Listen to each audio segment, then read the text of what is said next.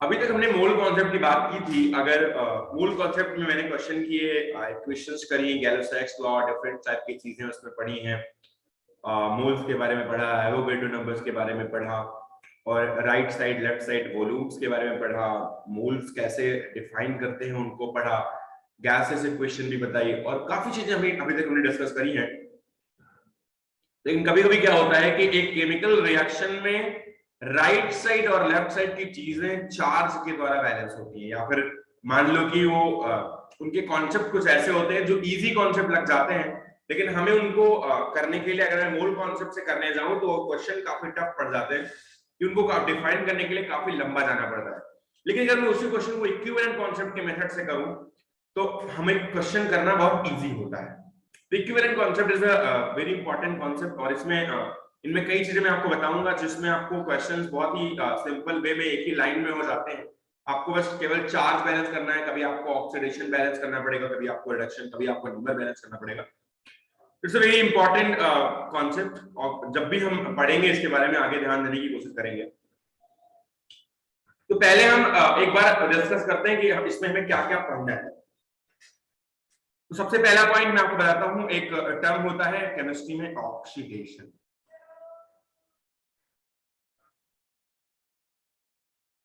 और दूसरा टर्म होता है रिडक्शन। एक बात और बताना चाहूंगा कि एक ऑक्सीडेशन और रिडक्शन एक दूसरे के अपोजिटली बिहेव करते हैं, एक दूसरे के विपरीत बिहेव करते हैं। जो ऑक्सीडेशन होता है, ऑक्सीडेशन का जो मतलब होता है, पहले मैं आपको एक सिंपल सा मतलब बता दूं, एक ऑक्सीडेशन का मतलब क्या है। किसी भी एलिमेंट में या कंपाउंड में ऑक्सीजन एटम का जुड़ना, ऑक्सीजन एटम का जुड़ना मतलब addition of oxygen atom is called as oxidation.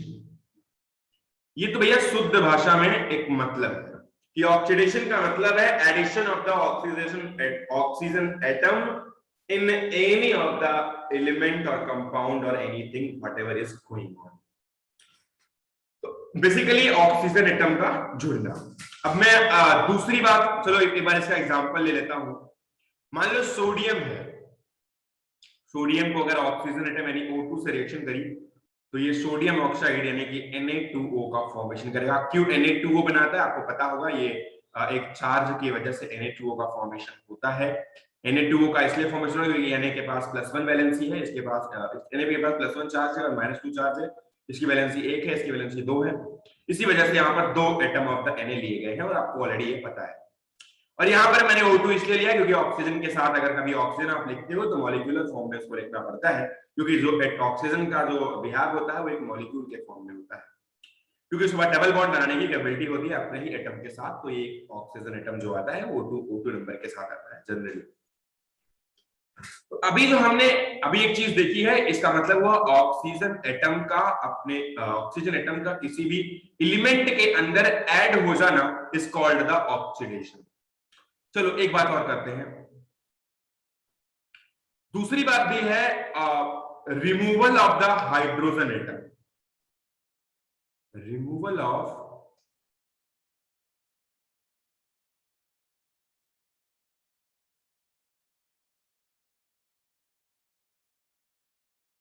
Hydrogen atom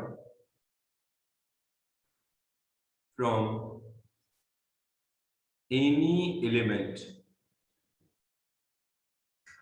और एलिमेंट जनरली इलेक्ट्रोनेगेटिव होता है जनरली। चलो अभी इसको बाद में थोड़ा डिस्कस करते हैं। जैसे मान लो हमारे पास HCl है, HCl की रिएक्शन हम करते हैं, चलो HBr ले लेते हैं। HBr है, HBr की रिएक्शन करते हैं क्लोरीन के साथ, तो ये Br को हाइड्रोजन से हटा करके HCl बना देता है और साथ साथ अटैच करता है और ये निकालता है Br2।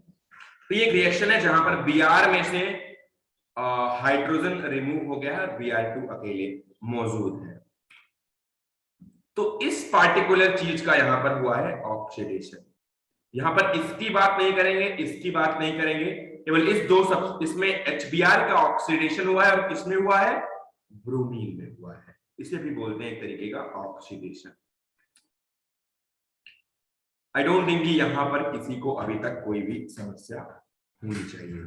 This is simply called as the oxidation. And oxidation के बारे में हम डिस्कस और भी चीजें करने वाले हैं, लेकिन पहले ये दो इंपॉर्टेंट फैक्ट थे, जिसमें removal of the hydrogen atom and addition of the oxygen atom is the important fact and important point. ठीक है, तो ये है एक तरीके का ऑक्सीडेशन। चलिए, और भी ऑक्सीडेशन की डेफिनेशन हो सकती है, अगर मैं चाहूं तो थोड़ी बहुत डेफिनेशंस और बना दूं ऑक्सीडेशन में। अभी मैं आपको एक कॉमन चीज बताऊंगा सब में, लेकिन एक बार मैं डेफिनेशंस आपको बताने की कोशिश करता हूं। There is addition of the electronegative element to a substance. There is addition of the electronegative element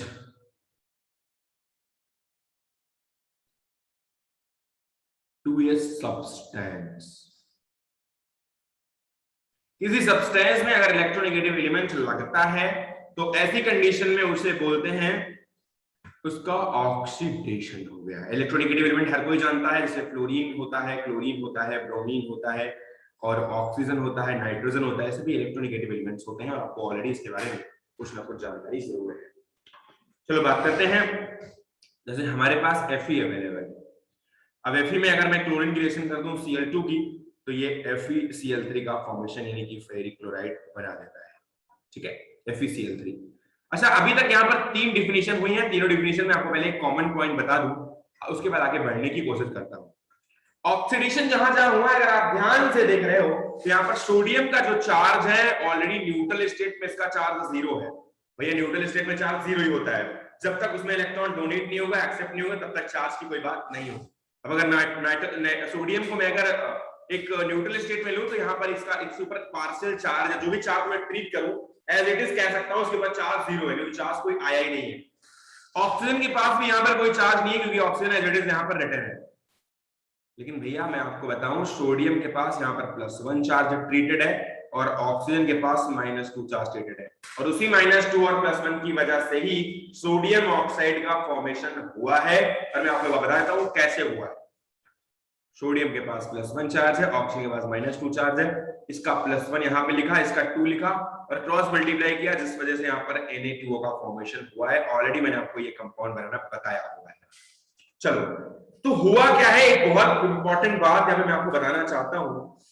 जिसका ऑक्सीडेशन हुआ है राइट साइड से, मतलब लेफ्ट साइड से राइट साइड जाने पर उसके थोड़े बहुत चार्ज में डिफरेंस आया होगा और पॉजिटिव डिफरेंस आया होगा, मतलब उसका चार्ज इंक्रीज कर रहा होगा। यहाँ पर सोडियम 0 से +1 की तरफ बढ़ रहा है, और आप पहली बात तो ऑक्सीजन का एटम का अटैच होना ही ऑक्सीडेशन का एक सिंबल है। लेकिन अगर आप यहाँ पर चार्ज को देख पा रहे हो तो सोडियम के पास चार्ज लेफ्ट साइड में पार्शियली अगर आप देख पाओ, अगर आप ट्रीट कर पाओ तो इमेजिनरी चार्ज इसके ऊपर 0 है, और जो सोडियम राइट साइड में ऑक्साइड के साथ लगा हुआ है इसके ऊपर चार्ज +1 है, इमेजिनरी चार्ज +1 ट्रीटेड है। राइट, थोड़ी बहुत आगे बातें करने की कोशिश करते हैं। यहां पर भी सेम ही चीज हो रही है बेटा। अगर मैं आपको बताऊं Br का यहां पर हो रहा है ऑक्सीडेशन, क्योंकि यहां पर हाइड्रोजन उससे निकल रहा था, अभी बताया था मैंने।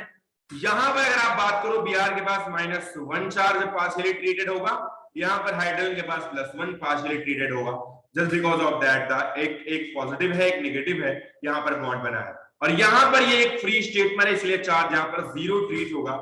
और अगर आप अभी फिर से ध्यान से देख पा रहे हो तो Br का चार्ज +1 के साथ बढ़ गया है। भैया ऑब्वियसली आप बचपन में पढ़ते आओगे, -1 से अगर कोई वैल्यू 0 चली जाए, मतलब समझ जाना कि +1 का इंक्रीमेंट आया है, मतलब +1 इसमें ऐड हुआ है। तो एक बार फिर से +1 का इंक्रीमेंट देखने को मिला है, जब हम लेफ्ट से राइट साइड में गए हैं पर हमने चार्ज को इंक्रीज किया है, मतलब चार्ज इंक्रीज किया है, इस वजह से यहाँ पर कहीं ना कहीं ऑक्सीडेशन टर्म देखने को मिल रहा है। तीसरी रिएक्शन पढ़ते हैं। तीसरी रिएक्शन में भी हमने एक चीज बताई, there is addition of the electronegative element to a substance. अगर इस रिएक्शन को आप देखते हो तो फिर इस रिएक्शन में आप आयरन के ऊपर आपको चार्ज 0 नजर आएगा, और क्योंकि वो एक फ्री और सिंपल स्टेट में फ्रीली फॉर्म में है, यहाँ पर कोई भी नेगेटिव चार्ज का फॉर्मेशन नहीं हुआ, ना पॉजिटिव चार्ज का, क्योंकि कोई भी इलेक्ट्रॉन आया या गया नहीं। अगर क्लोरीन ऐड होगा इसके साथ तो FeCl3 का फॉर्मेशन कर देगा, और FeCl3 में Fe की जो चार्ज है वो +3 होती है, आपको पता होगी, यहाँ पर +3 होती है, और इसी वजह से क्लोरीन -1 होकर के यहाँ पर 3 क्लोरीन एटम को ला करके Fe के साथ अटैच होने की कोशिश कर रहा है, ठीक है। और FeCl3 का फॉर्मेशन किया, एक बार फिर से चार्ज में इंक्रीमेंट देखने को मिला है। तो कहने को तो ये इलेक्ट्रोनेगेटिव एलिमेंट का एडिशन हुआ, लेकिन सही बताएं तो यहाँ भी इमेजिनरी चार्ज का इंक्रीमेंट हुआ है, और इस वजह से ये भी Fe का यहाँ पर कह सकते हैं कि ऑक्सीडेशन हुआ है। आई डोंट थिंक किसी को यहाँ तक कोई प्रॉब्लम होनी चाहिए।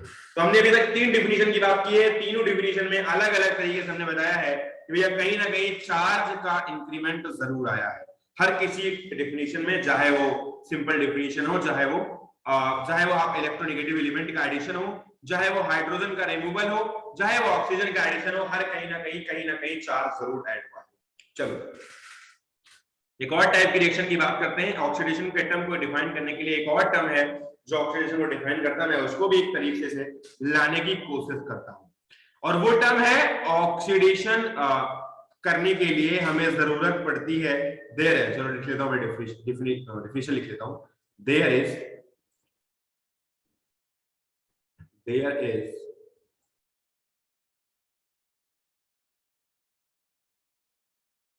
removal of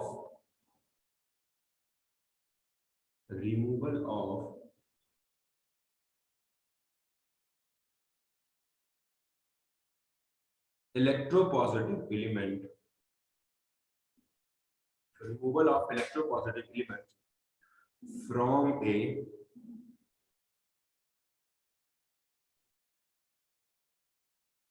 substance। Electropositive element का रिमूव होना भी किसी भी सब्सटेंस से कहलाता है एक तरीके का ऑक्सीडेशन। मैं आपको एक ये भी बताने की कोशिश करता हूं,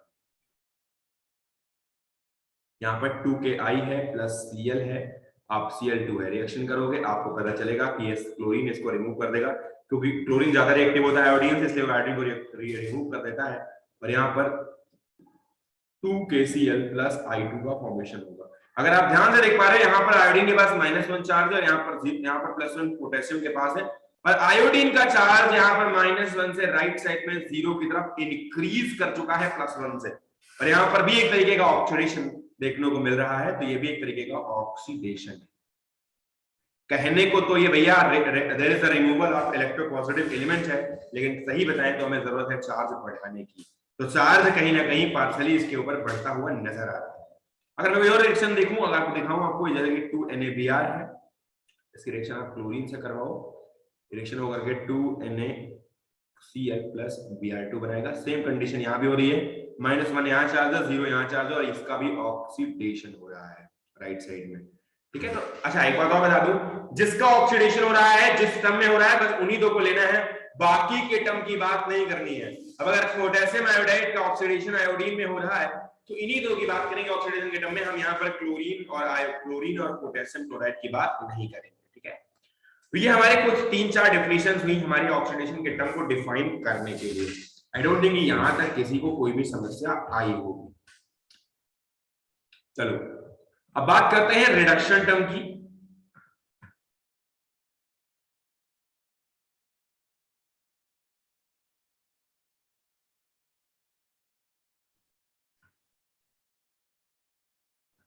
सही बताएं तो रिडक्शन ऑफ ए सब्सटेंस बहुत सारी बातों को भी डिपेंड करता है, जैसे कि हमारा ऑक्सीडेशन डिपेंड करता है।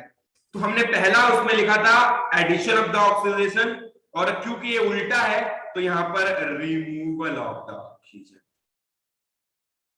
Removal of the oxygen.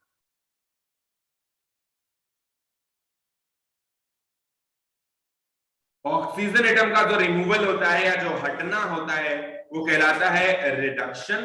और आपको बात पता चल पाई होगी, अगर ऑक्सीडेशन अगर होता था और ऑक्सीजन एटम अगर अटैच होता था तो वहां पर कहीं ना कहीं चार्ज को वो इंक्रीज करता था। आज अगर कंडीशन अपोजिट है, अगर परिस्थितियां विपरीत हैं, और अगर ऑक्सीजन का निकलना रिडक्शन कहलाता है, यानी कि कोई एक नया टर्म डिफाइन हुआ है, तो यहाँ पर आपको दिमाग लगाना पड़ेगा कि भैया जब ऑक्सीजन निकल रहा है तो उसको कहते हैं अगर रिडक्शन, इसका मतलब है कहीं ना कहीं चार्ज रिड्यूस हो रहा होगा। मैं आपको दिखाने की कोशिश करता हूं।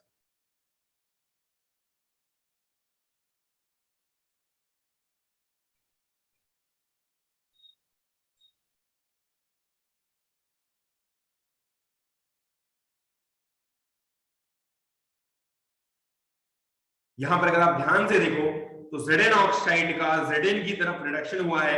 अगर आप इसमें देखो तो ऑक्सीजन -2 है और Zn भी +2 है, और यहां पर Zn 0 है, ऑक्सीजन -2 है, जो इज मेंटेन्ड है। और आप देख पा रहे हो तो Zn का Zn में, ZnO का Zn में यहाँ पर रिडक्शन हुआ है क्योंकि चार्ज में कमी आई है। क्यों रिडक्शन हुआ है? हमारे डिफिनीशन के अकॉर्डिंग ऑक्सीजन का रिमूव होना एक रिडक्शन कहलाता है, और चार्ज भी यहाँ पर कहीं ना कहीं कॉम्प्लीमेंट्री तरीके से आप देखोगे तो वो भी एडिशनल बिहेवियर दिखाता हुआ, चार्ज भी कम होता हुआ नजर आएगा। अगर आप ध्यान दो, थोड़ा बहुत और आगे बढ़ते हैं, अगर जैसे मान लो और भी रिएक्शंस हम देखते हैं, जैसे मान लो Q plus oxide, copper oxide है, H2 के साथ रिएक्शन करो, ये बना देगा H2O प्लस Cu। यहाँ भी कॉपर ऑक्साइड +2 से कॉपर 0 में आ गया है, जिसकी वजह से कहीं ना कहीं चार्ज में रिडक्शन या चार्ज में डिक्रीमेंट आया है, और चार्ज डिक्रीज कर चुका है। चार्ज डिक्रीज कर चुका है मतलब कहीं ना कहीं रिड्यूस हुआ है, यानी कि रिडक्शन हुआ है। तो ये तो हुआ removal of the oxygen atom. दूसरा मैंने बोला था removal of the hydrogen atom, उसमें तो यहां पर addition of the hydrogen atom, right, addition of the hydrogen atom. अगर वहां removal of the hydrogen atom कहीं ना कहीं चार्ज को डिक्रीज करने की, इंक्रीज करने की कोशिश करता था, तो आज हमारे पास रिडक्शन में अगर मैं addition of the hydrogen atom करूंगा तो ठीक उल्टा होगा, और ये कुछ डिक्रीज करने की कोशिश करेगा हमारी चार्ज को या पार्शियल चार्ज को। वैसे तो आप चार्ज वगैरह की बात अभी नहीं करेंगे, हम ऑक्सीडेशन नंबर आएगा तो आप बात करेंगे, लेकिन फिर भी अभी हम थोड़ा बहुत डिस्कस कर लेते हैं कि हाँ क्या हो सकता है। ठीक है, चलो तो एक बार मैं बात करता हूं addition of the hydrogen atom. अगर हाइड्रोजन एटम ऐड होता है तो क्या होता है? यहाँ पर H2S है, सॉरी H2 है और एक सल्फर है, ये बनाता है H2S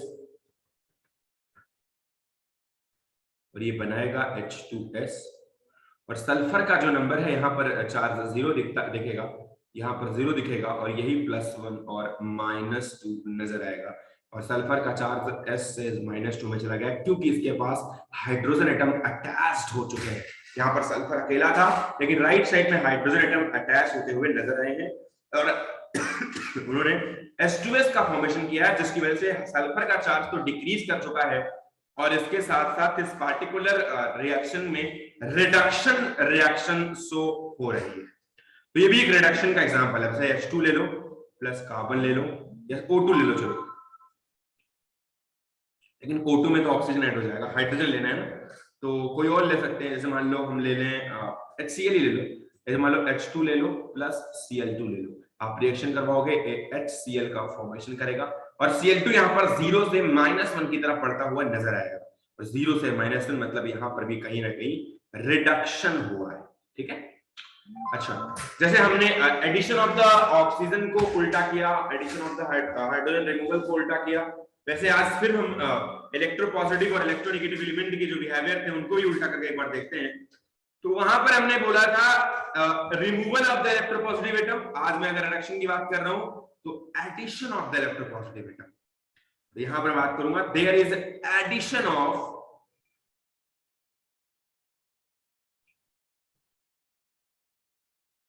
इलेक्ट्रोपॉजिटिव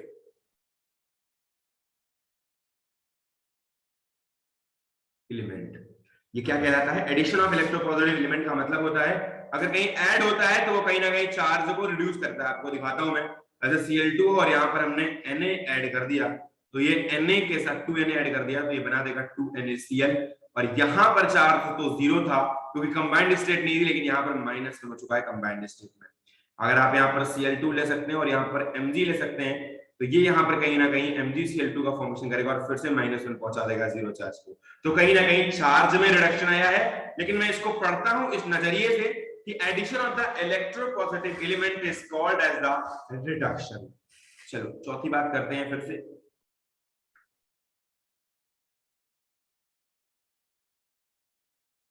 चौथी बात में वहां पर कुछ मैंने इलेक्ट्रोनेगेटिव एलिमेंट को बोला था कि इलेक्ट्रोनेगेटिव एलिमेंट का एडिशन होना ही कहलाता है ऑक्सीडेशन, क्योंकि वो इंक्रीज करता है नंबर ऑफ चार्जेस को। ठीक है, लेकिन आज मैं जब बात करूंगा तो यहां पर देयर इज रिमूवल ऑफ, क्योंकि उल्टा होगा,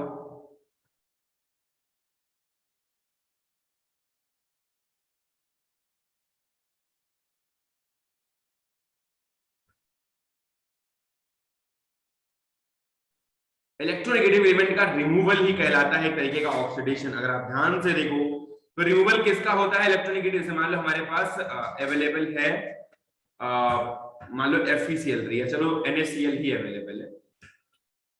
अरे आप NaCl को हटाओगे तो यहाँ पर Na में कन्वर्ट होगा और यहाँ पर Cl2 बन जाएगा। तो यहाँ पर रिमूवल हो गया है इलेक्ट्रोनेगेटिव एलिमेंट का, और रिमूवल ने क्या किया है, इसके +1 चार्ज को 0 में पहुंचा दिया है। मतलब यहाँ कहीं ना कहीं रिडक्शन हुआ है।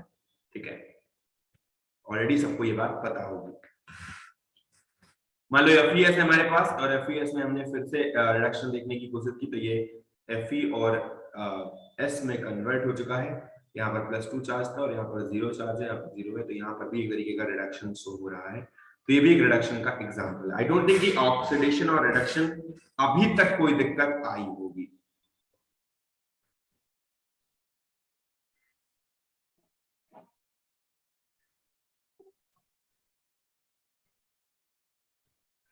चलो, ये तो कुछ हमारे बेसिक कॉन्सेप्ट्स हैं जिनकी वजह से हमने ऑक्सीडेशन और रिडक्शन को जानने की कोशिश की। एक और चीज मैं आपको बताता हूं, जो ऑक्सीडेशन करवाने के लिए रिस्पॉन्सिबल होता है उसे कहते हैं ऑक्सीडाइजिंग एजेंट।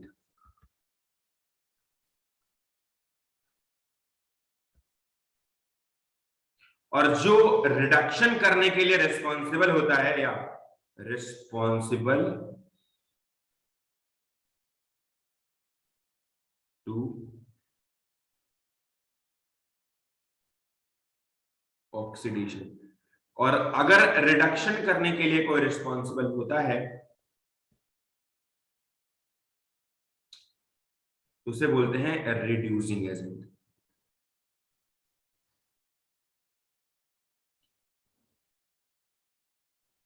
अच्छा, इसको बताने का रीजन ये है कि मैं आपको कुछ समझाना चाहता हूं।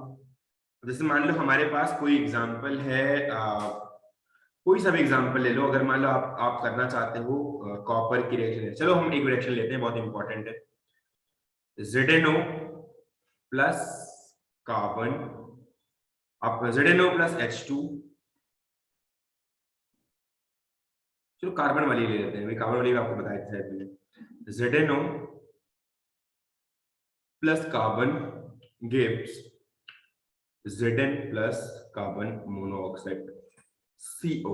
अगर आप ध्यान से देख रहे हो तो यहाँ पर +2 चार्ज से +2 चार्ज हो रहा है। इस वाले में ऑक्सीजन हट रहा है और यहाँ पर 0 चार्ज आ रहा है, और यहाँ इस वाले में 0 से +2 चार्ज आ रहा है, क्योंकि यहाँ पर ऑक्सीजन ऐड हो रहा है। तो आपको मैं बताऊं, इसी पार्टिकुलर रिएक्शन में ऑक्सीडेशन और रिडक्शन दोनों हो रहे हैं। अगर आप ध्यान से देखो तो यहाँ पर रिडक्शन, इसका ऑक्सीडेशन हो रहा है इस वाले पार्टिकल का,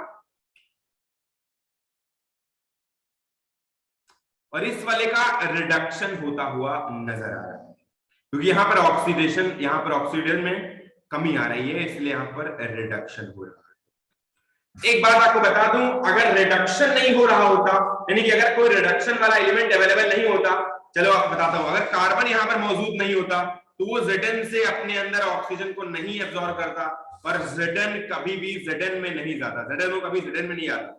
इसलिए रिस्पॉन्सिबिलिटी कौन ले रहा है ZnO को Zn में कन्वर्ट करने की? कार्बन।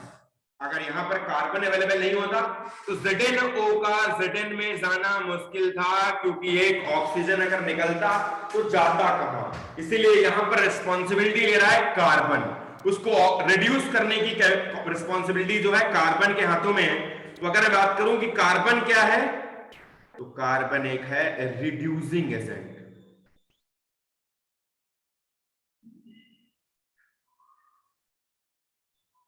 मुझे लगता है कि समझ में आया होगा कि रिड्यूसिंग एजेंट और ऑक्सीडाइजिंग एजेंट क्या होता है।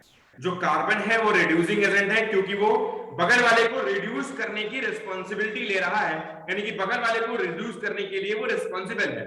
उसी तरह से ZnO कार्बन को ऑक्सीडाइज करने के लिए रिस्पॉन्सिबल है, क्योंकि कार्बन के अंदर ऑक्सीडेशन तभी हुआ जब ZnO ने अपने ऑक्सीजन को रिलीज किया। अगर वही ऑक्सीजन निकल करके कार्बन में अटैच नहीं हुआ होता तो आज कार्बन कार्बन मोनोऑक्साइड में बनने लायक नहीं रहा होता। इसीलिए जो ZnO है उसका क्या हुआ है? ऑक्सीडेशन। ZnO क्या है? ZnO एक ऑक्सीडाइजिंग एजेंट है।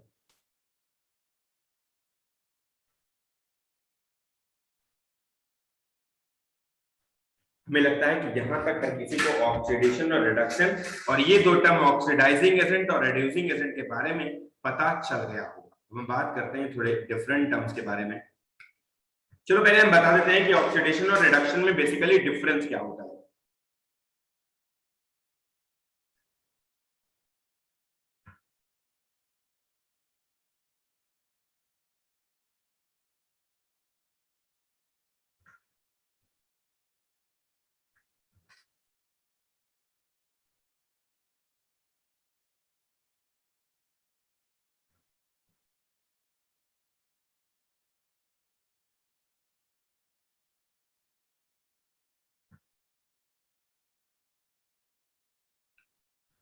तो ऑक्सीडेशन में मैंने कई सारे टर्म डिस्कस किए, जैसे कि एडिशन ऑफ ऑक्सीजन, यहां पर रिमूव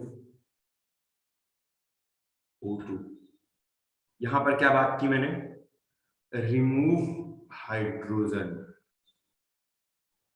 यहां पर ऐड हाइड्रोजन, यहां पर क्या बात की, इलेक्ट्रोपॉजिटिव के बारे में क्या बोला हमने, इंक्रीज द इलेक्ट्रोपॉजिटिव। तो यहाँ पर हमारे पास जनरली जो बेसिक मेथड हमने आज सबसे ज्यादा पढ़ा है वो ये है increase of the positive charge. हर कहीं ना कहीं पॉजिटिव चार्ज का इंक्रीमेंट होता है, चार्ज का इंक्रीमेंट, ठीक है। और यहाँ पर decrease of the positive charge.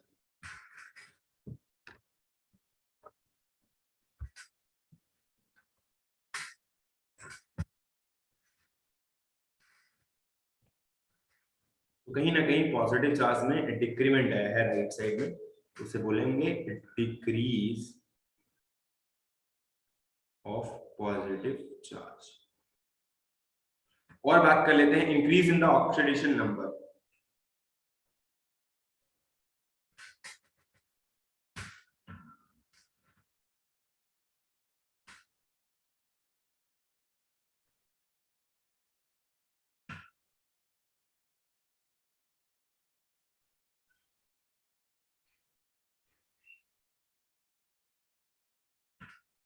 और डिक्रीज इन ऑक्सीडेशन नंबर, अभी मैंने ऑक्सीडेशन नंबर पर बात नहीं की है, तो मैं आज बात करने वाला हूं कि ऑक्सीडेशन नंबर को कैसे निकालते हैं।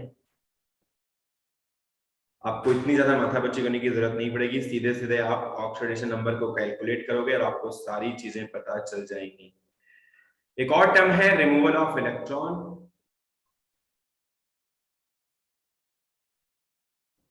आप में से लगभग हर किसी को पता होगा, अगर कभी भी रिमूवल ऑफ इलेक्ट्रॉन होगा, यानी कि इलेक्ट्रॉन अगर रिमूव हो रहा होगा तो कहीं ना कहीं पॉजिटिव चार्ज इंक्रीज कर रहा होगा, तो इनडायरेक्ट वे में उसे हम रिमूवल ऑफ इलेक्ट्रॉन भी बोल सकते हैं। और यहाँ पर अगर रिमूवल ऑफ यहाँ पर एडिशन ऑफ इलेक्ट्रॉन, अगर एडिशन ऑफ इलेक्ट्रॉन होगा तो डिक्रीज इन पॉजिटिव चार्ज होगा, तो कहीं ना कहीं पॉजिटिव चार्ज में डिक्रीमेंट आ रहा होगा, ठीक है। चलो, तो ये तो हमारे कुछ डिफरेंस हो गया। पहले हम बात करते हैं सबसे इंपॉर्टेंट चीज के बारे में, दैट इज ऑक्सीडेशन नंबर।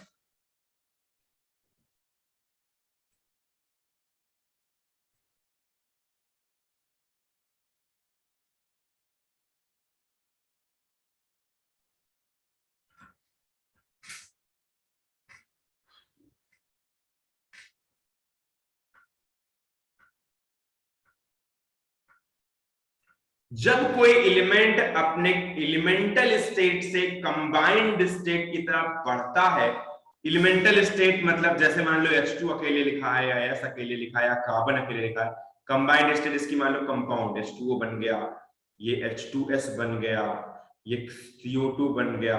तो जब कोई एलिमेंट अपने एलिमेंटल स्टेट से कंबाइंड स्टेट की तरफ बढ़ता है तो एक इमेजिनरी चार्ज उसके ऊपर जनरेट हो जाता है। जैसे कि आज हमने कई सारे इमेजिनरी चार्ज के बारे में बात करी है ऑलरेडी, जिसके ऊपर हम ट्रीट करेंगे ये चार्ज है, उसके ऊपर चार्ज, भैया चार्ज तो जनरली उसमें आता है जहां पर आयनिक कंपाउंड होता है। यहाँ पर तो हम कोवेलेंट कंपाउंड की बात कर रहे हैं, तो चार्जेस तो यहाँ पर इमेजिनरी ही लेना पड़ेगा।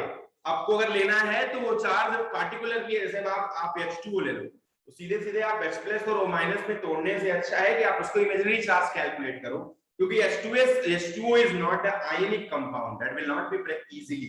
वैसे H2S है, वैसे NH3 है, उनमें आप केवल इमेजिनरी चार्ज कैलकुलेट कर रहे हो। जब कोई एलिमेंटल फॉर्म से अपने कंबाइंड स्टेट की तरफ बढ़ता है तो ऐसी कंडीशन में उसके ऊपर एक इमेजिनरी चार्ज डेवलप हो जाता है जिसको बोलते हैं ऑक्सीडेशन नंबर।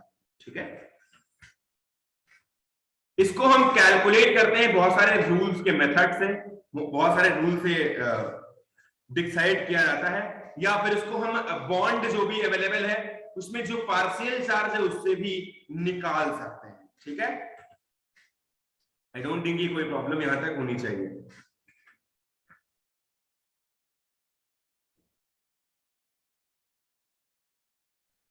तो आज हम पहले बात करते हैं ऑक्सीडेशन नंबर को कैसे निकालते हैं, रूल्स।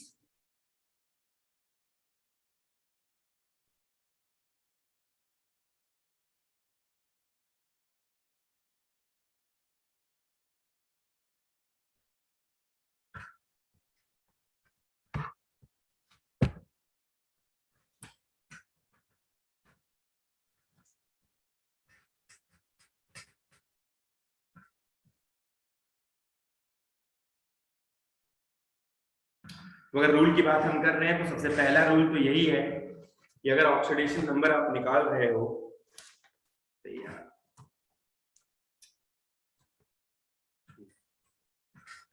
अगर आप ऑक्सीडेशन नंबर निकाल रहे हो तो आपको कुछ एटम्स के ऑक्सीडेशन नंबर्स लिखने पड़ेंगे कि कौन कौन से एटम के ऑक्सीडेशन नंबर क्या होते हैं, और आपको थोड़े बहुत तो डिसाइड करने पड़ेंगे। तो सबसे पहले ऑक्सीडेशन नंबर आप एक एक एलिमेंट का मैं बात करने की कोशिश करता हूं।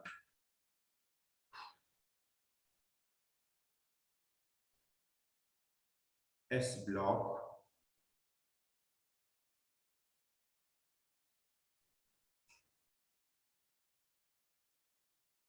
इस ब्लॉक फर्स्ट ग्रुप के अंदर आपको पता होगा कि lithium, sodium, potassium, rubidium, caesium वगैरह आते हैं। इनके लिए हमेशा ऑक्सीडेशन नंबर इनका +1 होता है, जैसा कि आपको पता है कि इनका चार्ज भी +1 होता है, और ऑक्सीडेशन नंबर भी चार्ज को ही इवेल्युएट करने का एक तरीका है, दिखाने का तरीका है। बट यहाँ पर चार्ज जो था वो सिंपली 4 के बाद नहीं रहता था, ऑक्सीडेशन नंबर इमेजिनरी हम मान सकते हैं। और यही अगर हम सेकंड ग्रुप की बात करेंगे एस ब्लॉक के अंदर, तो ये हो जाएगा जैसे बेरिलियम है, मैग्नीशियम है, कैल्शियम है, स्ट्रोंशियम है, बेरियम है, रेडियम है, इन सभी में +2 ऑक्सीडेशन स्टेट होती है।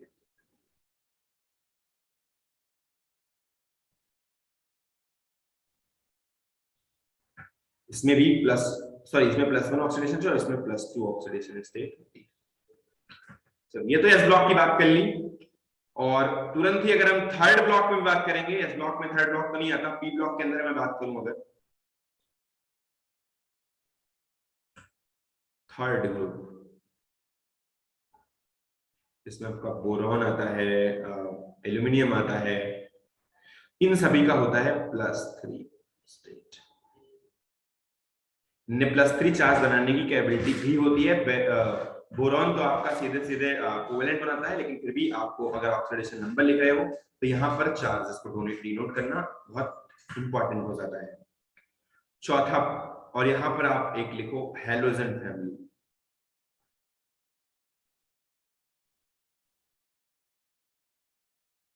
हैलोजन फैमिली जैसे कि फ्लोरीन, क्लोरीन, ब्रोमीन, आयोडीन, इनके पास -1 होता है, हमेशा -1।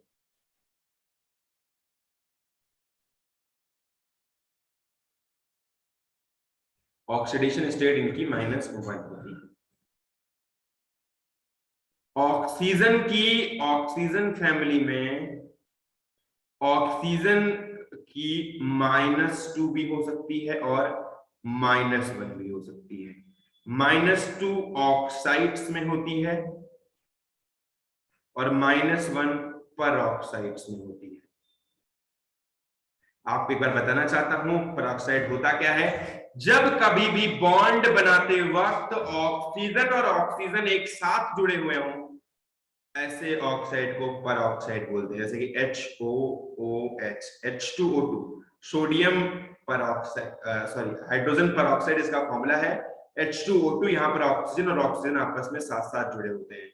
वैसे ऑक्सीजन सिंगल है H2O, तो यहाँ पर इसकी -2 और यहाँ पर इसकी -1 ऑक्सीडेशन स्टेट ट्रीट होगी। तो कभी भी आपको ऑक्सीडेशन स्टेट निकालते वक्त या बताते वक्त आपको फॉर्मूला भी पता होना चाहिए कि उसका स्ट्रक्चर ऑब्वियसली कैसे बनता है। बिना स्ट्रक्चर बताए आप नहीं बताते कि उसमें -1 होगा या -2 होगा। तो आपको स्ट्रक्चर का भी नॉलेज थोड़ा बहुत होना इंपॉर्टेंट बन जाता है यहाँ पर, ठीक है। तो ऑक्सीजन के पास -2 और -1 दोनों हो सकती है, ठीक है। चलो आगे बढ़ते हैं।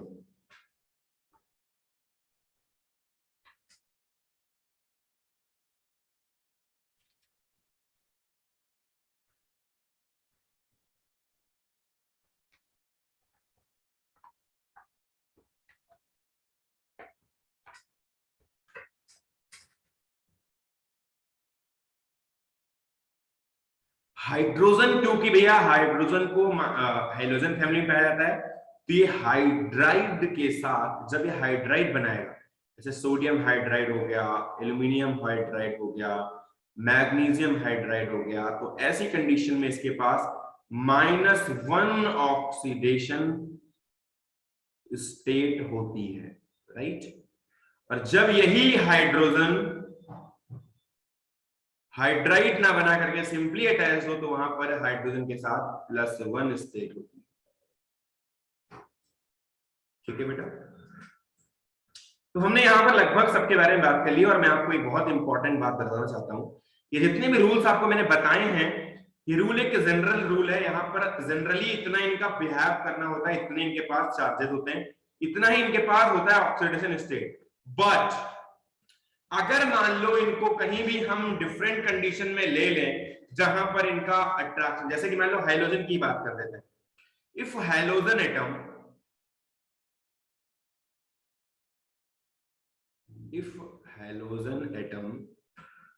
attached with more electronegative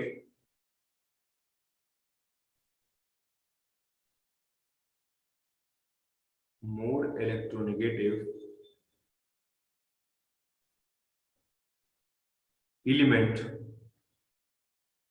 तो ऐसी कंडीशन में इसका oxidation number, so oxidation number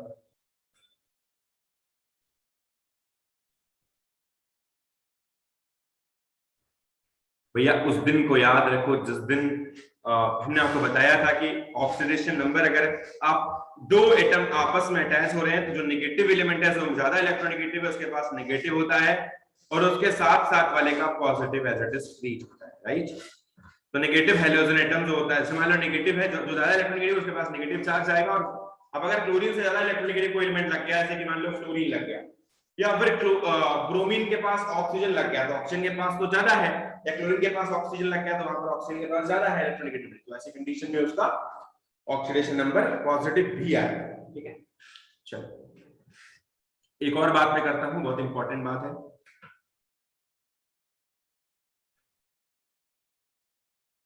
oxidation number in free state, oxidation number in free state of any element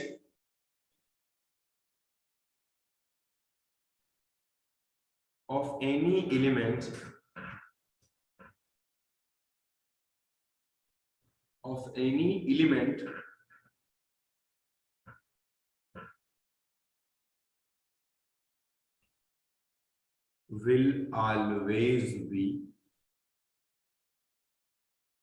0, ठीक है। एक और रूल है, आपको बता देता हूं।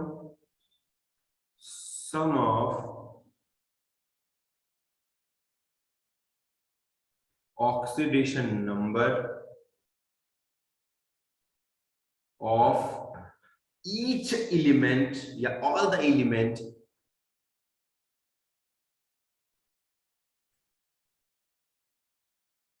in the molecule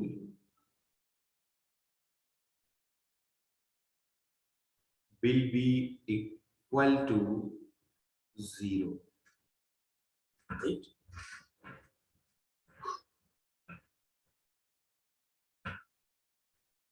ठीक है।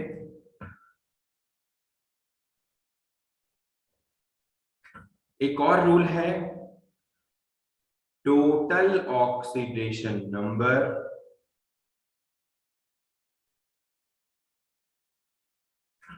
in any of the compounds in total oxidation number या maximum oxidation number in any of the elements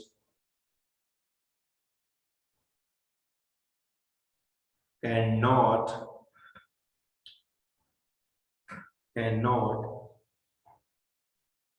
exceeds the number of valence cell electron. Valence electron से ज्यादा भी ऑक्सीडेशन नंबर नहीं आ जानी चाहिए, ये भी हमें ध्यान में एज इट इज रखना है। ठीक है, देखिए हमारे कुछ रूल्स गवर्निंग रूल्स हो गए, हम इनकी वजह से बता सकते हैं कभी भी ऑक्सीडेशन नंबर। चलो हम कुछ इंपॉर्टेंट ऑक्सीडेशन नंबर की बात करते हैं। किसी भी टर्म में आपको मैं बताऊं, आपको मैं समझाता हूं कि निकाला कैसे जाता है। अब मान लो आपके सामने एक मॉलिक्यूल प्रेजेंट है KMnO4। अब आपसे बोला गया कि इसमें Mn की बतानी है, ऐसे एलिमेंट की बतानी होगी जिसकी आपको नहीं पता होगी ऑक्सीडेशन नंबर, बस यही आपको कैलकुलेट करना है। अब यहाँ पर Mn के बारे में हमने कहीं रूल में बात ही नहीं करी है, तो ऑब्वियसली Mn फ्री है। जितने में रूल में जितने की बातें करी केवल उसको आप एक्स्ट्रा लिखोगे और बाकी का आपको पता होना इंपॉर्टेंट हो जाता है। अगर आपको भी ऑक्सीडेशन नंबर निकालने को बोलेगा जो इस रूल के अंदर नहीं है, केवल उसके लिए निकालने को बोलेगा। अब KMnO4 अगर हमारे पास अवेलेबल है और आपसे बोल दिया जाए कि KMnO4 का ऑक्सीडेशन नंबर आपको निकालना है, तो आपको करना कुछ नहीं है, आपको बस सबसे ज्यादा दो फॉर्म को याद रखनी है। एक ये वाला rule, sum of oxidation number of each element in the molecule will always be equal to 0। बस इस वाले फॉर्म को रखो याद, आपको बाकी सारी चीजें कवर हो जाएंगी। KMnO4 इसका मतलब हुआ इसकी ऑक्सीडेशन स्टेट, इसकी ऑक्सीडेशन स्टेट और इसकी ऑक्सीडेशन स्टेट सब मिला के रखो और वो 0 आना चाहिए। अब पोटेशियम का ऑक्सीडेशन, सबसे पहले पोटेशियम का ऑक्सीडेशन नंबर प्लस Mn का ऑक्सीडेशन नंबर प्लस ऑक्सीजन का oxidation number is equal to 0। ये हमारे रूल के अकॉर्डिंग होना चाहिए, ये हमारा रूल है अभी कि पोटेशियम का जो ऑक्सीडेशन नंबर है वो आपको ऑलरेडी बताया गया कि +1 होता है, क्योंकि आपके पास S ब्लॉक फर्स्ट ग्रुप में आएगा। Mn का ऑक्सीडेशन नंबर निकालना है, चाहो तो Mn एज इट इज रख लो ऐसे ही, और चाहो इसको X मान लो, चलो Mn ऐसे रख लो। ऑक्सीजन का ऑक्सीडेशन नंबर -2 होता है, लेकिन यहां पर 4 ऑक्सीजन है तो -2 को आप 4 से मल्टीप्लाई कर दोगे इक्वल टू 0। अब अगर आप निकालना चाहो तो यहां पर इजीली Mn की ऑक्सीडेशन स्टेट निकल सकती है, Mn -8 + 1 इज इक्वल टू 0, तो Mn की वैल्यू आ जाएगी +7। ये आपका ऑक्सीडेशन स्टेट ऑफ मैग्नीशियम है, मैग्नीज है एक्चुअली, तो आपको दिक्कत इसमें नहीं आनी चाहिए। अगर आपके सामने कंपाउंड अवेलेबल है H2SO4 और आपसे बोला गया सल्फर की ऑक्सीडेशन स्टेट बतानी है, ऑब्वियसली सल्फर की पूछेगा, क्योंकि सल्फर के बारे में कोई बात नहीं की जाती है। अब आपको करना कुछ नहीं है, हाइड्रोजन का निकला ऑक्सीडेशन स्टेट कितना होता है +1, कितना हाइड्रोजन है 2 है, 2 से मल्टीप्लाई कर दो, प्लस सल्फर का कितना है कुछ नहीं है, निकालना है, चाहो सल्फर अकेले लिख दो चाहो X मान लो, प्लस ऑक्सीजन का कितना होता है -2, यहाँ पर -1 भी हो सकता है ऑक्सीजन का, लेकिन सल्फर का क्योंकि ऑक्सीडेशन, क्योंकि यहाँ पर -1 इसलिए नहीं क्योंकि पेरोक्साइड अवेलेबल नहीं है। अब पेरोक्साइड चेक करने के लिए आपको फिर देखना पड़ेगा कि ऑक्सीजन ऑक्सीजन कहीं अटैच तो नहीं है, वो फिर डिफरेंट टाइप की कंडीशन होगी, मैं आपको उसके बारे में बता दूंगा। अब ऑक्सीजन में यहाँ पर -2 अवेलेबल है, -2 को आप 4 से मल्टीप्लाई कर दो, यहाँ पर इक्वल टू 0 कर दो, आ जाएगा x -8 + 2 इज इक्वल टू 0, तो आ जाएगा x इज इक्वल टू +6। ये हो गया ऑक्सीडेशन नंबर निकालना। वैसे आपको किसी की भी ऑक्सीडेशन नंबर निकालनी है तो एक बार ऑक्सीडेशन नंबर आप निकाल सकते हो, चाहे वो कोई सा भी एटम क्यों ना हो, कोई सा भी कंपाउंड क्यों ना हो, आपको इजीली ऑक्सीडेशन नंबर आप निकाल सकते हो कभी भी। मान लो आपको दे दिया गया K2SO4 और K2SO4 में आपसे बोला गया कि भैया सल्फर के निकाल के दिखाओ, तो करना कुछ नहीं है यार, बस सल्फर के निकालने के लिए आपको सल्फर को X मान लो और पोटेशियम का +1 हो जाएगा, यहाँ पर 2 से मल्टीप्लाई कर दो, प्लस सल्फर का x मान लो, प्लस ऑक्सीजन का -2 हो जाएगा, -2 को 4 से मल्टीप्लाई कर दो, इक्वल टू 0 कर दो। इक्वल टू 0 किस लिए करना है, क्योंकि हमारा रूल ये वाला कहता है कि पूरे पूरे मॉलिक्यूल का जो ऑक्सीडेशन स्टेट है वो 0 होता है ओवरऑल सब, इसलिए मैंने इक्वल टू 0 लिखा हुआ है। यहाँ पे निकालोगे फिर से निकल जाएगा ये x - 8 + 2 = 0 हो जाएगा, x = +6। आई डोंट थिंक यहाँ पर कोई समस्या होनी चाहिए।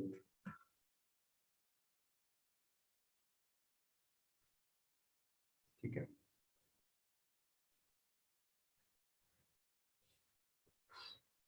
आप में से लगभग लोगों को पता चल गया होगा कि कैसे एक ऑक्सीडेशन नंबर को निकालने की कोशिश की जाती है। अब जैसे मान लो KBrO3 है, आपको मैंने बताया था यहाँ पर अगर Br का निकालना है तो आप इसको निकालने के लिए डिफरेंट तरीके से ट्रीट कर सकते हैं, क्योंकि Br भाई अभी मोर ऑक्सीजन, अभी ज्यादा इलेक्ट्रोनेगेटिव ऑक्सीजन के साथ अटैच्ड है, इसलिए Br के पास ऑक्सीडेशन स्टेट हो सकता है कि ज्यादा आए, पॉजिटिव में आए। तो आप निकालने के लिए पोटेशियम का +1 रख दो, प्लस Br का x मान लो, प्लस ऑक्सीजन का -2 मान लो, और इसको 3 से मल्टीप्लाई कर दो, इक्वल टू 0 कर दो।